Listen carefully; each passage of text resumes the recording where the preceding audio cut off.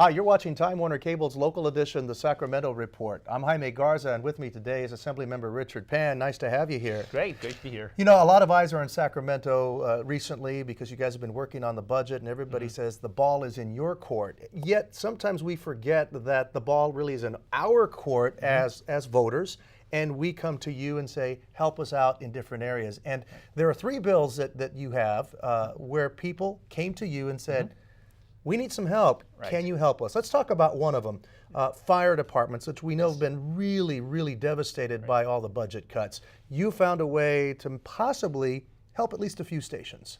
Right. Well, basically the firefighters came to me and said, we're having some challenges trying to get money to pay for transporting people by ambulance. That's what we do.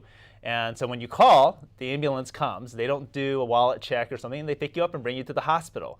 And they realized that actually the federal government should be matching money that they're spending on people covered by the Medi-Cal program. This is something that we already do in hospitals and clinics and other places that I've worked in as a physician. But the firefighters weren't having this happen. So they came to me and said, well, look, we should be drawing down this federal money and we need your help to get a bill in so that the state can do that. So I'm proud to carry the bill where we're going to be able to draw down.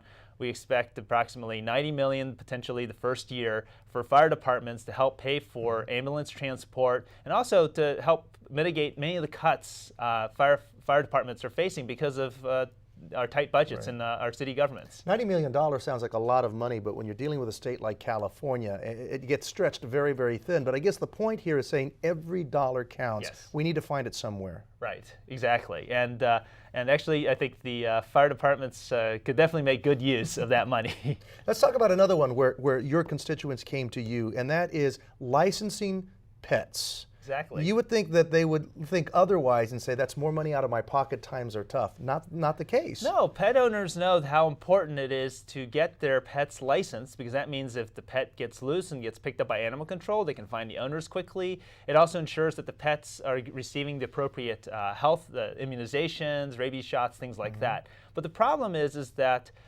many pets aren't being licensed because we've made it difficult for them to get licensed as soon as someone buys the pet, made it difficult for our animal control folks to contact the owners and say, oh, by the way, just remember to get your pet licensed and remind people to do that. In fact, the program that, a similar type program in San Jose actually boosted licensing rates and also brought in additional approximately $500,000 in licensing fees to help support animal shelters and animal control in their county, which then benefits not only pet owners but everyone in the community. And we know that a lot of the animal shelters are busting at the seams. A lot of animals are having to be put down because there just isn't room. Well, unfortunately, also animal shelters are closing because there's not enough money, and they're being mainly supported by licensing fees and the general taxpayer. And if we can increase licensing rate, not only do we help pets, we also help bring in more money for the shelters and actually decrease the amount of subsidies they need from the general funds of counties or other local agencies. We're running out of time, but we got to get to this too.